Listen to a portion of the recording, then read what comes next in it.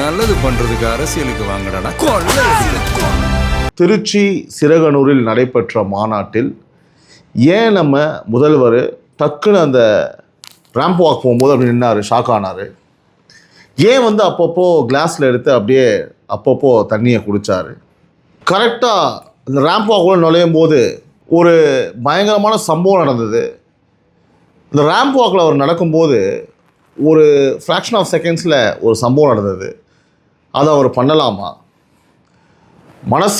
குறைந்தபட்ச மனசாட்சியோடு தான் முதல்வர் அந்த மாநாட்டில் பேசினாரா? டேடி அவர்கள் பேசிய அந்த கிரிக்கெட் எக்ஸாம்பிள் கரெக்டா? இது போன்ற இந்த மாநாட்டை சுற்றி நடந்த பல்வேறு விஷயங்களை தான் நம்ம வீடியோவில் பார்க்க போகிறோம். வாங்க உறவுகளே, இது டைம்ஸ் ஆஃப் ரிப்பப்ளிக்கின் பொலிட்டிக்கல் டெஸ்க். உறவுகளால் நான், உறவுகளுக்காக நான், உங்கள் சிபி நவீன். அனைவருக்கும் வணக்கம். மாநாடு ஆரம்பித்ததுலேருந்தே ஒரு ஃபுல் ஃபன்னாக தான் போச்சு உறவுகளே. அதாவது ஆரம்பம் முதலே பார்த்திங்கன்னா, நம்ம ஆங்கரிங் பண்ணக்கூடிய திரு ஈரோடு மகேஷ் அவர்கள், நம்மளுடைய நண்பர், எனக்கு தெரிந்த அண்ணா அவர். ஆனால் ஏன் ஒரே புழுவிட்டு இருந்தாலும் தெரியல. இல்லை, கண்டென்ட் கொடுத்துருப்பாங்க, அண்ணா அதை ஹோஸ்ட் பண்ணியிருப்பார். இருந்தாலும் கூட ஆரம்பம் முதலே ஒரு டைலாக் ஒன்று சொல்கிறாரு. வாழ்க்கையில் எளிய மனிதர்களை அவர்கள் இடத்தில் உட்கார வைப்பது தான் திமுகவின் லட்சியம் அப்படின்னு சொல்லிட்டு, அதனால் எல்லாரும் அந்த பிளாஸ்டிக் சேரில் உட்காருங்க. அதாவது எவ்வளோ பெரிய ஒரு தத்துவத்தை சொல்லிட்டு கொண்டு போய் எங்கே உட்காந்துனார் பார்த்தீங்களா நம்ம அண்ணன்? ஒரே குபீர் சிரிப்பு வந்துருச்சு.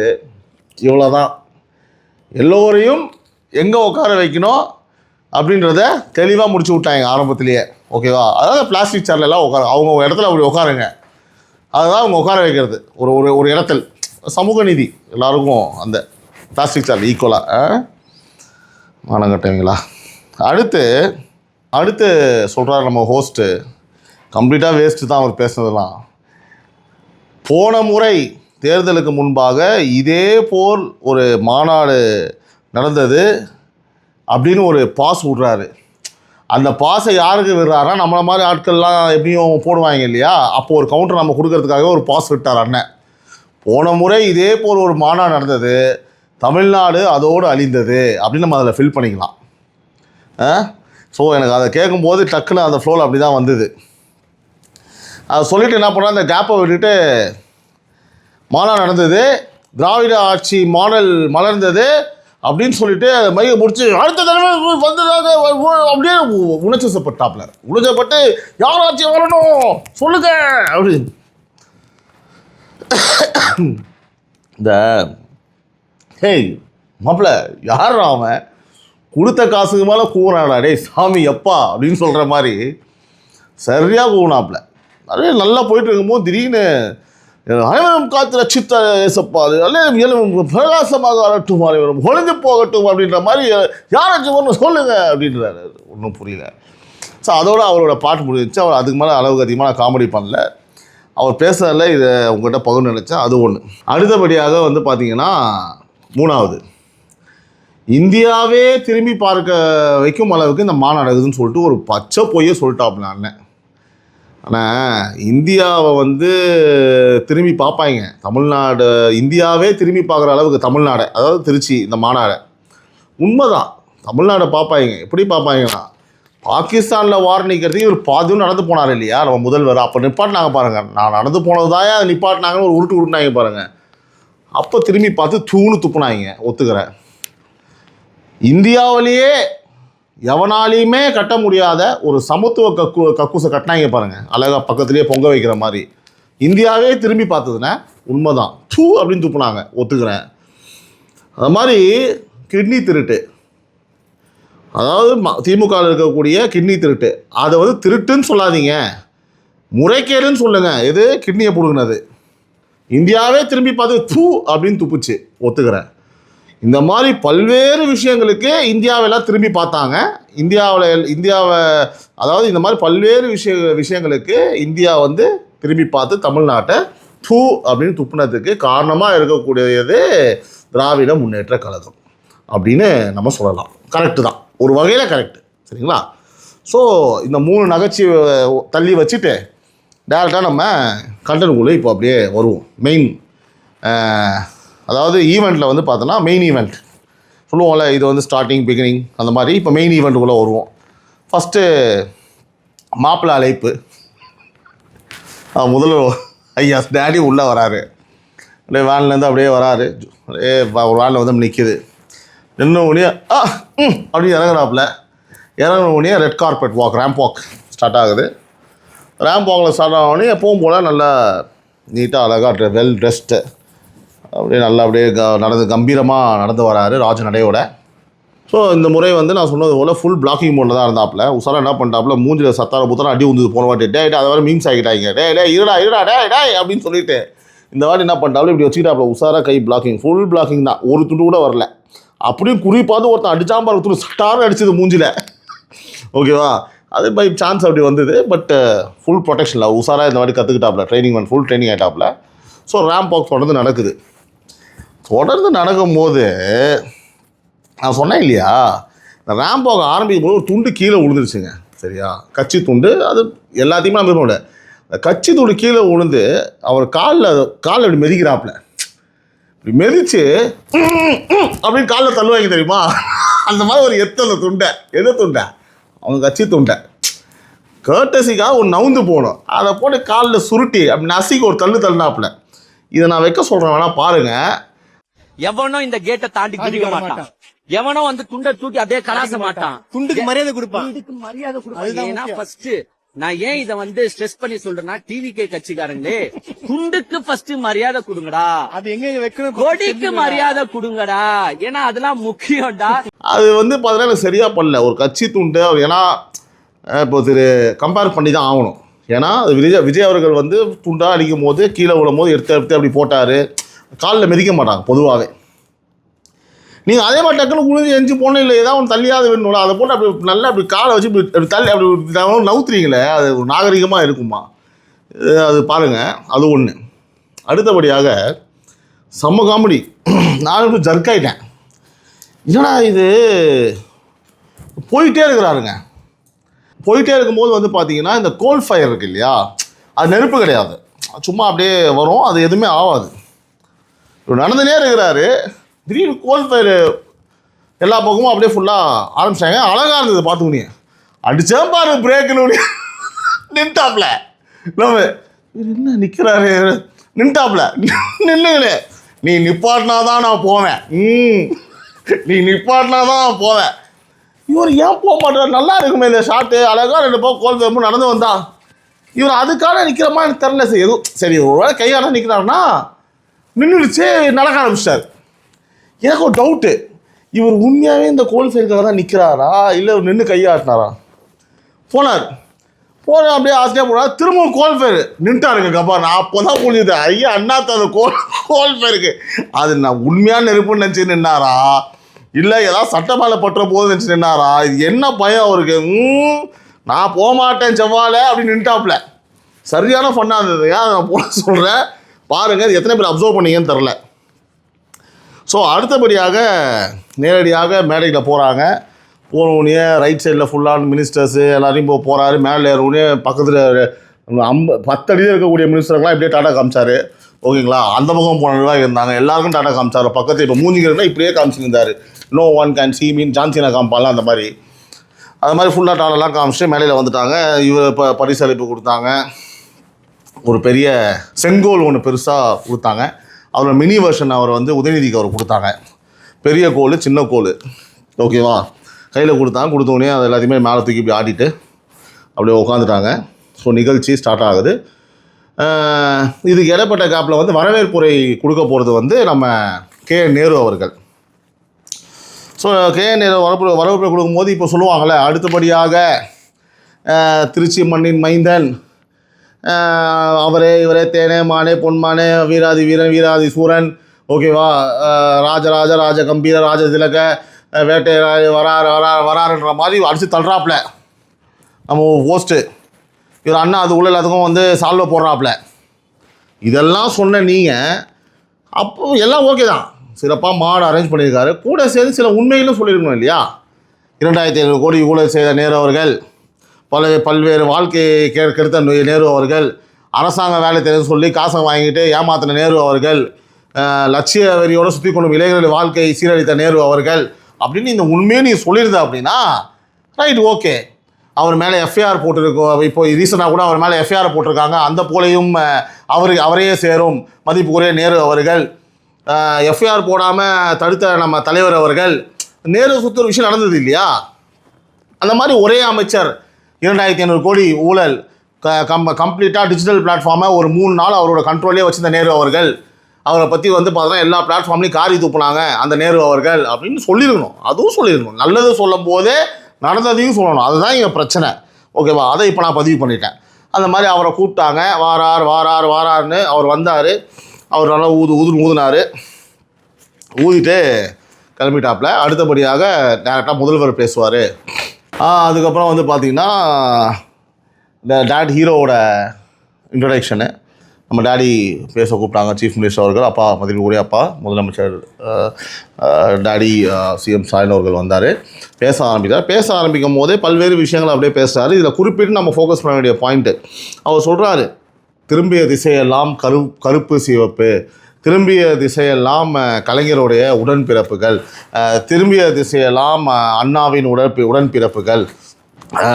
திருச்சியிலேருந்து, அதாவது திருச்சிக்கு எல்லா பக்கத்துலேருந்தும் மக்கள் வராங்க, திரும்பிய திசையிலலாம் மக்கள் வராங்க, எல்லா பக்கத்துலேருந்தும் இந்த மாநாட்டுக்காக தமிழ்நாடு முழுவதும் திரண்டு வந்து இங்கே மொத்த பேர் இங்கே இருக்காங்க அப்படின்னு சொல்லிட்டு ஒரு இன்ட்ரடக்ஷன் அவர் ஸ்டைலில் அப்படியே ஆரம்பிக்கிறாரு. ஆரம்பிக்கும் போது கபார்னு ஒரு காமெடி பண்ணிடுறாரு. என்னன்னு சொல்லிங்கன்னா, இந்தியாவுடைய ரோல் மாடலாக வந்து நம்ம இருக்கோம் அப்படின்ட்டாரு. தான், அதாவது நம்ம ஒரு வார்த்தையை பேசும்போது நம்ம யார், நம்ம வந்து அதுக்கு கரெக்டாக தகுதியான ஆளா, உண்மையாகவே தமிழ்நாட்டு மக்களுக்கு நம்ம இந்தியாவின் ரோல் மாடல்னு சொல்லக்கூடிய அளவுக்கு நம்ம சில விஷயங்களை செஞ்சுருக்கோமா, அந்த மக்கள் உண்மையாகவே வந்து பயன் அடைஞ்சிருக்காங்களா, இல்லை நம்ம அப்படி ஒரு பிரம்மையில் சுற்றின்னு இருக்கோமா அப்படின்னு தெரிஞ்சிருக்கணும். அதே மாதிரி அதோட சேர்த்து என்ன சொல்கிறாரு அப்படின்னா, அறிவு புரட்சி, தொழில் புரட்சி அப்படின்னு சொல்லிட்டு அவர் என்னென்னலாம் புரட்சிகள் செய்திருக்காருன்னு சொல்லி ரொம்ப ஒரு ஆக்ரோஷமாக அவர் சொல்கிறாரு. நீங்கள் அந்த புரட்சி மட்டுமா செய்வீங்க, அந்த புரட்சி மட்டும் செய்யலை, கொலை புரட்சி, கொள்ளை புரட்சி, கற்பழிப்பு புரட்சி, பெண்கள் பாதுகாப்பில் ஒரு கேவலமான புரட்சி. திரும்பவும் சொல்கிறேன், ஊழியர்கள் அதாவது இந்த அரசாங்கத்தில் ஆர்ப்பாட்டம் பண்ணாத, போராட்டம் பண்ணாத ஒரு ஊழியர்களே கிடையாது. எல்லா டிபார்ட்மெண்ட்டும் ரோட்டுக்கு வந்தாச்சு. அதுவும் புரட்சி. அந்த புரட்சி நீங்கள் பண்ணியிருக்கணும், நீங்கள் இந்த இடத்துல சொல்லணும் முதல்வர் அவர்களே. அது மட்டும் இல்லாமல் அவர் என்ன சொல்கிறாருன்னா, நாங்கள் 3 மாதமாகவே மாடு தான் நடத்திட்டு இருக்கோம், நீங்கள் நடத்துவீங்க, உங்களுக்கு என்னப்பா, ஒரு படத்தை சொல்கிற மாதிரி, என்னப்பா தளபதி நல்லா இருக்கியாப்பா அப்படின்னு கேட்பார் மொட்டை ராஜேந்திரன். நம்ம சந்தானம் சொல்லுவாப்பில், அண்ணே நீங்கள் இருக்க ஊரில் நாங்கள் எப்போ நல்லா இருக்க முடியும், அந்த மாதிரி நீங்கள் நடத்துவீங்க மாநாடு, நீங்கள் மட்டும் தான் நடத்தணும் மாநாடு, மற்ற மாநாடு கேட்டாங்கன்னா உங்களுக்கு வந்து பார்த்தோன்னா அப்படியே வந்து லைட்டாக பேன் நனைஞ்சிரும், எங்கள் ஓட்டு மாறிட போகுதுன்னு சொல்லிட்டு பயந்து எஸ்ஓபி, எஸ்ஏபி, பிபிலாம் பிபி ஊதின்னு இருப்பீங்க. மாநாடு நடத்துங்க, அப்படியே நடத்துங்க. அந்த மாநாட்டில் வந்து இளைஞர்களுக்கான ஒரு மாநாடு, பெண்களுக்கான ஒரு மாநாடு, திரு உதயநிதி நடத்துனாங்க, திரு கனிமொழி நடத்துனாங்க, இதெல்லாம் நீங்கள் நடத்துனீங்க. இதெல்லாம் நடத்துறதுக்கு உங்களுக்கு தகுதி இருக்கா? இளைஞர்களுக்காக நீங்கள் என்ன பண்ணீங்க? ஒன்றும் இல்லை, உங்கள் நேரு எதில் மாட்டினார்? கஷ்டப்பட்டு ஒரு எக்ஸாம் எழுதி படித்து வேலை வாங்கணும், வேலை கிடச்சிரும், நம்ம குடும்பத்தை காப்பாற்றணும், அடுத்த ஜென்ரேஷனே நீங்கள் அழிச்சு விட்டுட்டு காசை வாங்கிட்டு அத்தனை பேருக்கு அப்பாயின்மெண்ட்டை போட்டிங்க. நீங்கள் இளைஞர்களை காப்பாற்ற போகிறீங்களா? தினம் பெண்களோட பாதுகாப்பு சந்தி சிரிக்குதுங்க. இங்கே சந்தி சிரிக்குது, நீங்கள் பெண்களை காப்பாற்ற போகிறீங்களா? தாலி வந்து அறுது, என் பெண்கள் வீட்டு தாலி அறுதுன்னு சொன்னது யாருங்க? கனிமொழி அவங்க தானே. அதுக்கான வேலையை நீங்கள் பண்ணி முடிச்சிட்டிங்களா? எப்படி நீங்கள் வந்து பார்த்தீங்கன்னா மாநாடு எடுத்துறீங்க, அதுக்கான சொல்லுவாங்களே என்ன பயன்?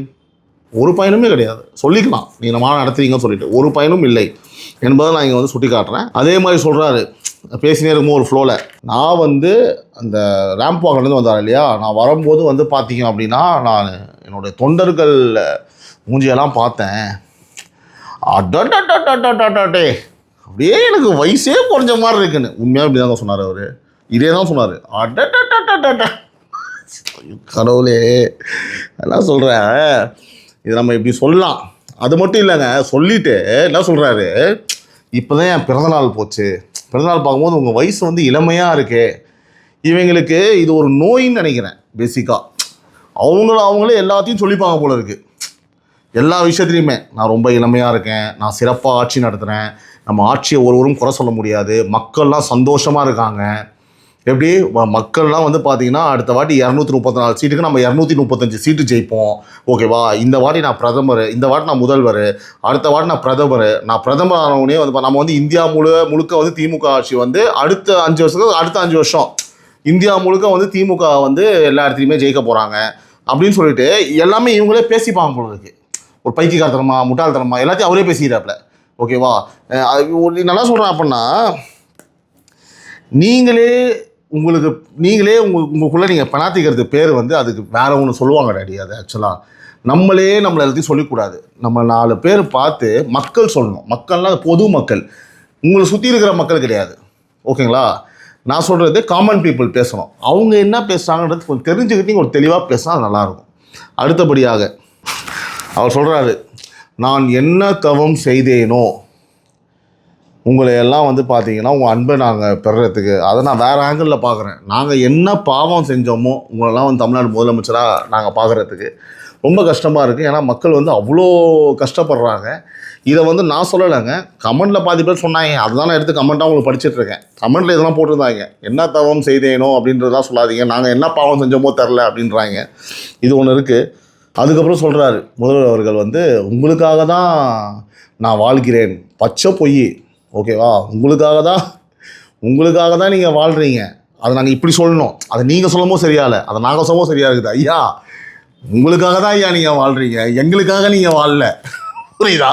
நீங்கள், உங்கள் சன், உங்கள் ஒய்ஃப், உங்களோட கிராண்ட்சன், அதுக்கப்புறம் உங்கள் முதற்கட்ட அமைச்சர்கள், உங்கள் ஃபேமிலி, உங்கள் பயனாளிகள், அதையும் சொன்னீங்களே இந்த வீடியோவில் க்ளீனாக சொல்லிட்டீங்க, ஓகேவா? நம்ம பயனாளிகள் மட்டும் ஓட்டு போட்டால் போதும், நம்ம ஈஸியாக ஜெயிச்சிடலாம் அப்படின்னு சொல்லிட்டு ஃபுல் ஸ்வீப் அப்படின்னீங்க. இதுக்கு பேர் ஃபுல் ஸ்வீப் கிடையாது, ஃபுல் சீப்பு, ஓகேவா? வெளிப்படையாக சொல்கிறீங்க பாருங்கள். அவங்க மட்டும் ஓட்டு போட்டால் போதுன்னு.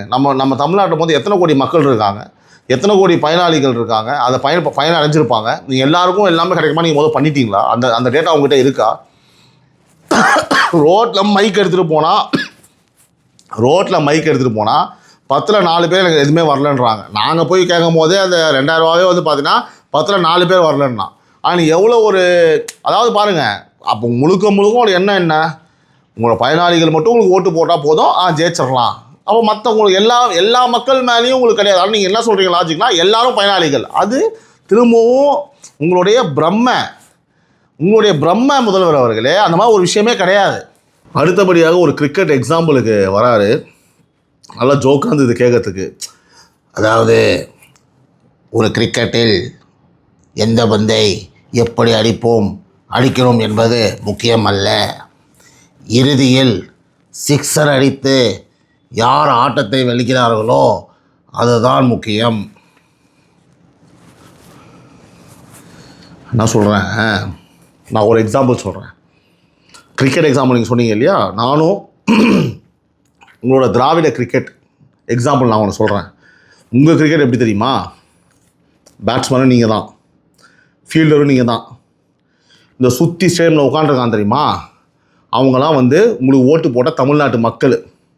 இந்த பந்து இருக்குது தெரியுமா, இந்த பந்து தான் நீங்கள் வந்து இந்த தமிழ்நாட்டு மக்களுக்கு நீங்கள் நல்லது பண்ணுவேன்னு சொன்ன அந்த இளைஞர்களுக்கான நல்ல விஷயம், பெண்களுக்கான நல்ல விஷயம், விவசாயிகளுக்கான நல்ல விஷயம், எல்லா நலத்திட்டங்களும், எல்லா நல்ல உதவிகளும் நீங்கள் கொடுத்த எல்லா பிபி 503 பிபி 505 பிபி அந்த பால்னு வச்சுப்போம், சரியா?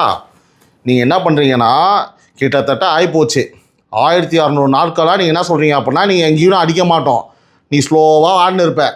உள்ளே உன் ஃபீல்டுக்கு, அதாவது உன் மினிஸ்டருக்கு, உன்னோட சொந்தத்துக்கு, உன் பேரனுக்கு, உன் பிள்ளைக்கு கிரவுண்டை சுற்றி உன் நிற்க வச்சிங்கன்னு எல்லா நல்லதையும் அவங்களுக்கே கொடுத்துன்னு இருப்பேன். கரெக்டாக? அதான் நீங்கள் சொன்னது, ஓகேவா?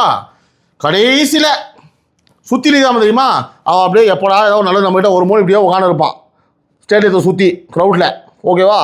கடைசியாக நீ என்ன பண்ணுவேன், அப்போன்னு மனசு இருக்காது, தூக்கி க்ரௌடில் ஒரு பால் அடிக்கணும்னு 6 அடிப்பா, பால் வந்து கிரவுண்டை விட்டு வெளில போயிடும்.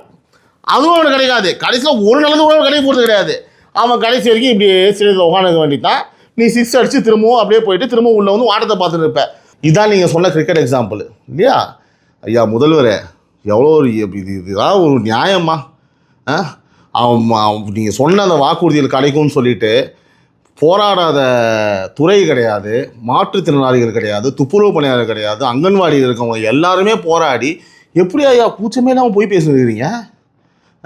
இதுலேருந்து என்ன தெரியுது தெரியுமா? நீங்கள் சொன்ன எக்ஸாம்பிளில் நீங்கள் உங்களோட வெற்றி, உங்களுடைய அந்த பவர், உங்களுடைய அதிகாரம், உங்களை சுற்றி உங்கள் குடும்பம் நல்லா இருக்கணும், அவ்வளோதான். இதுதான் உங்களோட குறிக்கோள். இதை க்ளீனாக தெரியுது பாருங்கள். நம்ம என்ன பண்ணுறோம்லாம் முக்கியம் கிடையாது. லாஸ்ட் மினிட்ல நீங்கள் சொன்ன எக்ஸாம்பிள் தெரியுமா வந்து கனெக்ட் ஆகுது. லாஸ்ட் மினிட்ல 5000, லாஸ்ட் மினிட்ல எல்லாத்தையும் இம்ப்ளிமெண்ட் பண்ணணும், லாஸ்ட் மினிட்ல ஒரு பிரிட்ஜை திறக்கணும், அங்கேருந்து அப்படியே கொட்டுது. பிரிட்ஜை ஓப்பன் பண்ணுறீங்க, கார் மேலே போனால் எல்லாம் செங்கலாக கொட்டு தான் பேருந்து.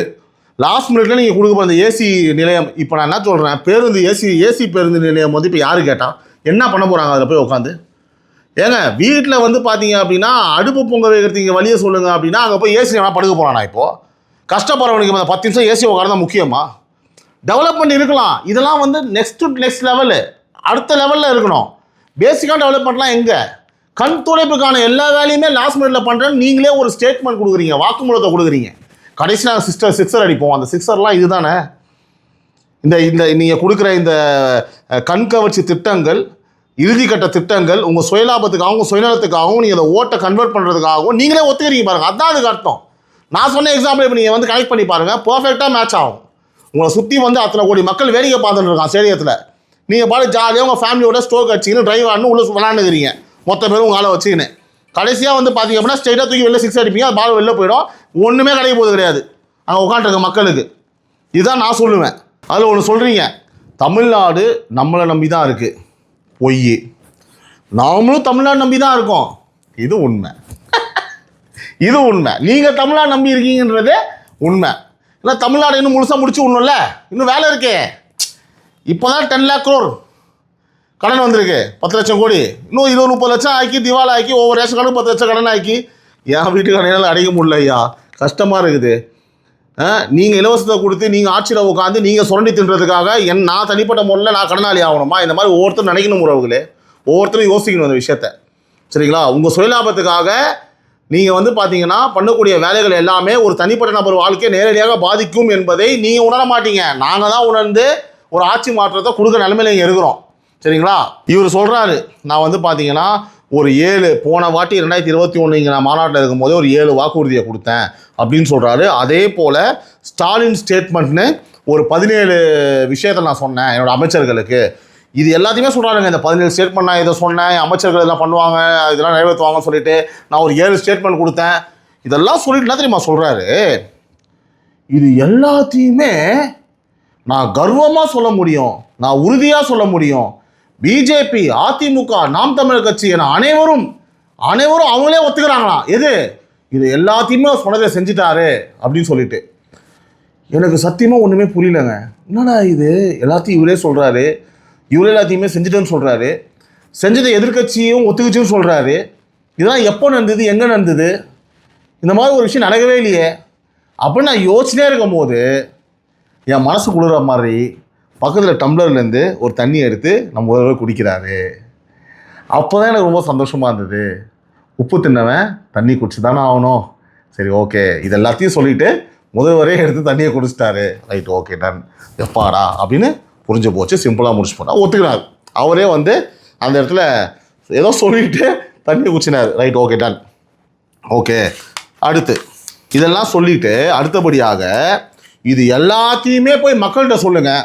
நீங்கள் முதல்வரையா, நீங்கள் இந்த மாதிரி பேசும்போது யாரும் எதுவும் பண்ண முடியாது. இந்த மாதிரிலாம் கட்சிக்காரன் போய் மக்கள்கிட்ட சொன்னால் செருப்பத்தை அடிப்பான் மக்கள்.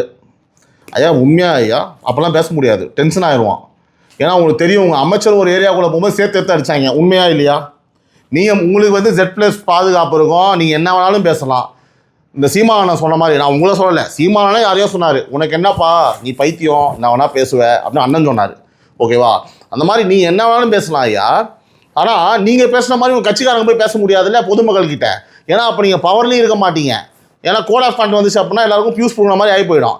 நீங்கள் பாட்டுக்கு போயிட்டு நீங்கள் பண்ண இந்த 7 விஷயம், எங்கள் தலைவர் 7 சொன்னார்ல, அந்த 7 பண்ணிட்டாருன்னா போடா பயலேன்றுவான். புரியுதா உங்களுக்கு? அதே மாதிரி இப்போ ஒரு 17 விஷயம் நான் சொல்லியிருந்தேன்.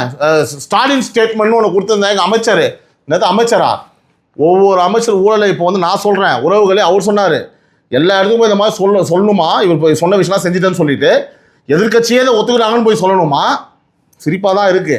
இதெல்லாம் போய் நீங்கள் மக்கள்கிட்ட சொல்லுங்கள் அப்படின்றாரு. நான் சொல்கிறேன் செந்தில் பாலாஜி ஊழல் ரொம்ப ஷார்ட்டாக வச்சுப்போம். நேருவோட ஊழல்,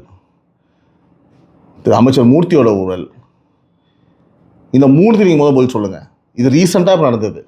ரீசெண்டாக எந்த அமைச்சர் மேலே ஊழல் குற்றச்சாட்டு நீங்கள் இல்லைன்னு சொல்கிறீங்க? பல நிகழ்ச்சியில் நம்மளோட சேனல்லையே பட்டியல் போட்டு காமிச்சிருக்கிறோம் எவ்வளோ கோடி ஊழல்னு சொல்லிட்டு. திரு எடப்பாடி பழனிசாமி அவர்கள் ஆளுநர்கிட்ட போயிட்டு மொத்தமாக உங்கள் துறையில் எத்தனை லட்சம் ஊழல் நடந்திருக்குன்னு சொல்லிட்டு பட்டியலோடு கொடுத்துருக்கிறாரு.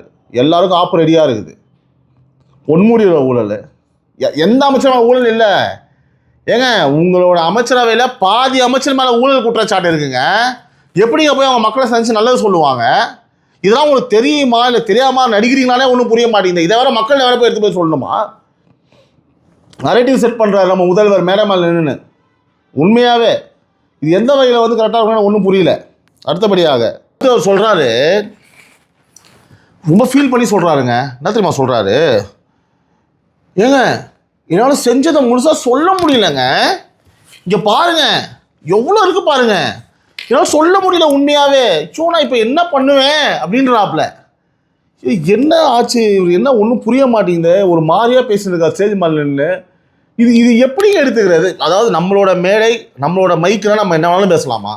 கேட்குற மக்கள் தான் உங்களை என்ன நினைப்பாங்க? உங்க என்ன நினைப்பாங்க? அவரே காமனாக அடிக்கிறார். உண்மையாகவே சொல்கிறாரு என்னால் செஞ்சதை இங்கே சொல்ல முடியாத அளவுக்கு இருக்குன்னு சொல்லி ஒரு பேப்பரை திருப்பி காமிக்கிறாரு. அப்போ இங்கே நடைபெற்று கொண்டு இருக்கும் அத்தனை விஷயங்களும் என்ன பாகிஸ்தான் நடக்குதா? நீங்கள் என்ன ஈராக்கோட முதல்வரா? நாங்கள் என்ன ஆஸ்திரேலியாவில் வாழ்ந்துருக்குறோமா? இந்த ஒரு படத்தில் அப்படியே செந்தில் அப்படியே இப்படி தலையை அப்படியே சொரிவான். லைட்டாக சலங்க போகிறோன்னே அப்படியே தலையை சரி பண்ணி உட்காந்துருவான். இது எல்லாரையும் பைத்தியக்காரன் ஆகுறீங்களா? இல்லை நம்ம என்ன வேணாலும் பேசலாம், நம்ம எவனா கேட்குறது அப்படின்னு நினைக்கிறீங்களா? ஏன் ஒரு குறைஞ்சபட்ச நியாயம் வேணுங்க. ஒரு மனசாட்சி தான் நீங்கள் பேசுகிறீங்களா? இல்லை கேட்குறேன். இது எல்லாத்தையும் சொல்லிவிட்டு டென்ஷன் இப்போ ஹைப் ஆச்சு எனக்கு. அகைன் மறுபடியும் கிளாஸ் எடுத்து தண்ணி குடிச்சார். எப்போலாம் வந்து இந்த 7 விஷயங்கள் நான் சொன்ன போன மாநாட்டில் 17 விஷயங்களை நான் சொன்னேன் எங்கள் மினிஸ்டர்ஸ் பொறுத்த அளவுக்கு ஒரு ஸ்டாலின் ஸ்டேட்மெண்ட் கொடுத்தேன்னு சொன்னோடனே தண்ணி எடுத்து குடிச்சார்.